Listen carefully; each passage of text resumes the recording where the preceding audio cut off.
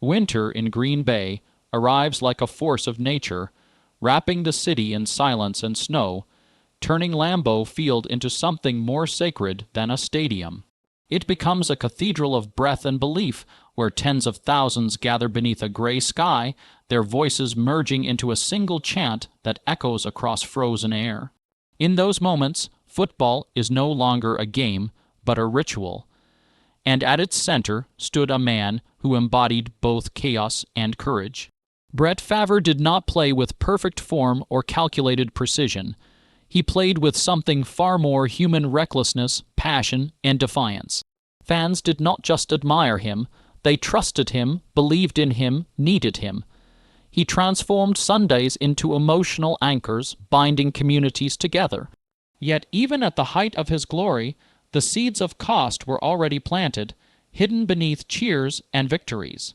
A childhood forged in silence and expectation, far from the roaring stadiums, in the humid quiet of Kiln, Mississippi, a boy grew up under a different kind of pressure.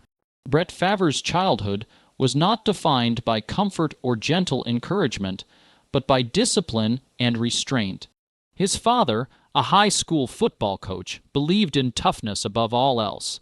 Affection was rare, replaced by expectation, and praise came only in fleeting glimpses. Each fall, each mistake was met not with comfort, but with a challenge: get up or stay down.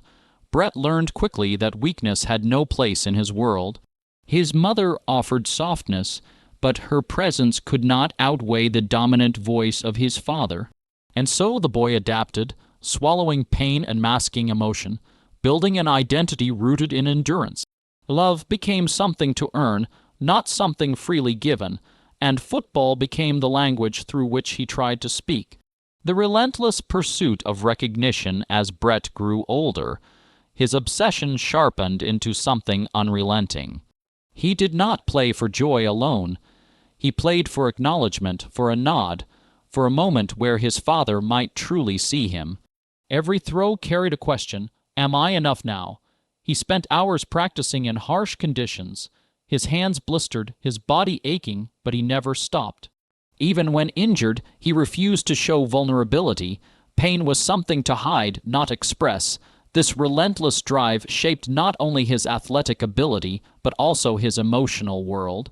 He learned to equate worth with performance, to believe that love followed success. The more he pushed himself, the more he distanced himself from the ability to rest or heal. By the time he reached adolescence, Brett was no longer just a boy playing football. He was someone chasing validation with every ounce of his being. From overlooked prospect to unexpected opportunity, when Brett entered the professional world, his journey did not begin with immediate glory. Drafted by the Atlanta Falcons, he was largely dismissed as undisciplined and unreliable. His early performances did little to change those perceptions, and for a time it seemed he might fade into obscurity. But fate intervened when he was traded to the Green Bay Packers, a team hungry for renewal. There, opportunity arrived suddenly and without warning. An injury to the starting quarterback thrust Brett into the spotlight, and though his first attempts faltered, he quickly found his rhythm. That moment marked the beginning of something extraordinary. It was not just about talent. It was about readiness, about years of preparation fueled by an unyielding desire to prove himself. In a single game, he transformed from an overlooked player into a symbol of possibility. The rise of the gunslinger identity, Brett Favre's style of play, defied convention. He was fearless to the point of recklessness, throwing into impossible situations, taking risks others would avoid. This unpredictability earned him the nickname Gunslinger, a title that perfectly captured his approach. Fans were captivated by his willingness to push boundaries, to attempt the extraordinary even at the risk of failure. He played as though each moment might be his last, and that urgency translated into performances that felt alive with emotion. His success was not built on perfection, but on resilience and instinct. This identity resonated deeply with fans, who saw in him a reflection of their own struggles and determination. Yet beneath the excitement lay a dangerous truth. His style demanded a physical and mental toll that would accumulate over time, quietly shaping his future.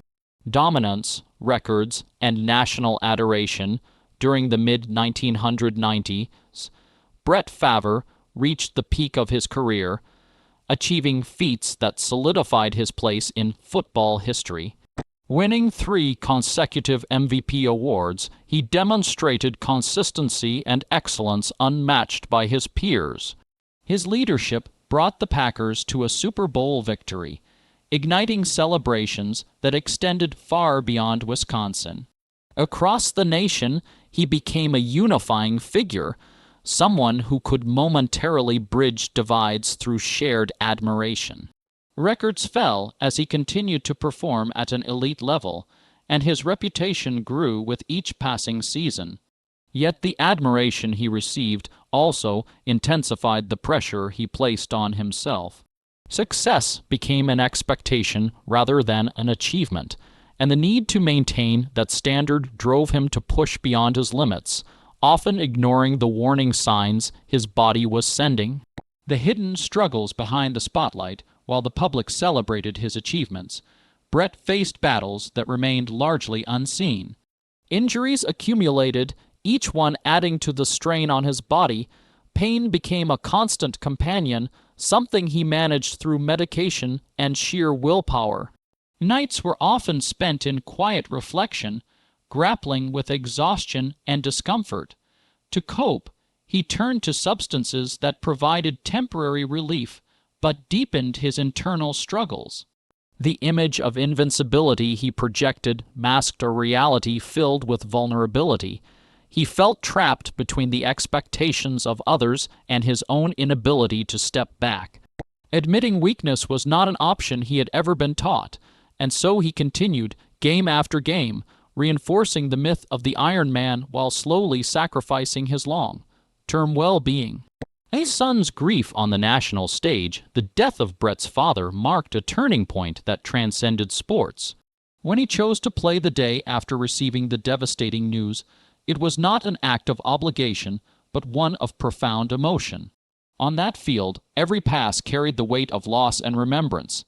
His performance that night became legendary, not just for its statistical brilliance, but for the raw humanity it revealed.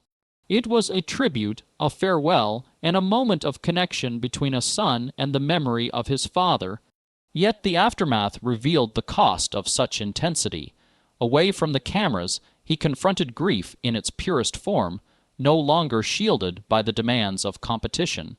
It was a moment that exposed the depth of his emotional world, long suppressed by years of conditioning. The long decline of body and mind as the years passed, the physical consequences of Brett Favre's career became increasingly evident. The collisions, the injuries, the relentless pace, all left lasting effects. His body, once a symbol of endurance, began to show signs of wear that could not be ignored. Simple tasks became challenging, and the sharpness that defined his play started to fade. More concerning were the cognitive impacts as memory lapses and neurological symptoms emerged.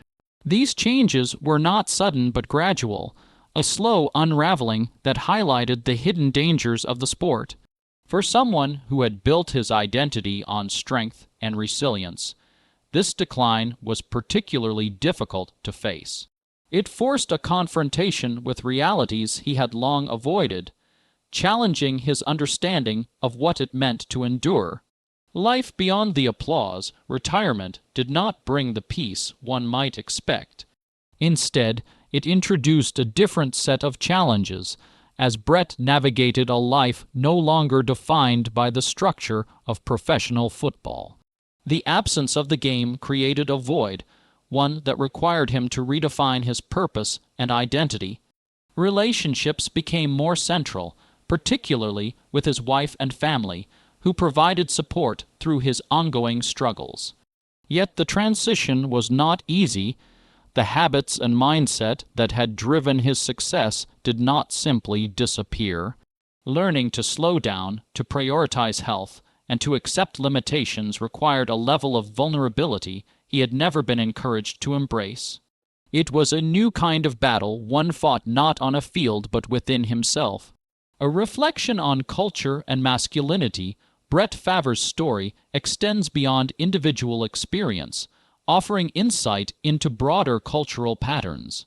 The expectation that men should suppress emotion, endure pain, and prioritize toughness above all else is deeply ingrained in many societies. This mindset can produce remarkable achievements, but often comes at a significant cost. In Brett's case, it contributed to both his success and his struggles. His journey highlights the need to reconsider how strength is defined and valued. True resilience may not lie in the ability to withstand endless hardship, but in the willingness to acknowledge vulnerability and seek support. By examining stories like his, there is an opportunity to challenge outdated notions and encourage a more balanced understanding of what it means to be strong. An enduring legacy beyond the game today, Brett Favre's legacy is not solely defined by records or championships, but by the complexity of his journey. He represents both the heights of athletic achievement and the realities of its consequences. His story serves as a reminder that greatness often comes with unseen sacrifices, and that the qualities we celebrate can also carry hidden risks. Despite the challenges he faces, his resilience remains evident in his daily efforts to adapt and persevere. There is a quiet strength in continuing forward, even when the path is uncertain. In the end, his impact extends beyond football, offering lessons about determination, vulnerability, and the importance of compassion. It is a legacy that invites reflection, urging us to appreciate not just the victories, but the human cost behind them.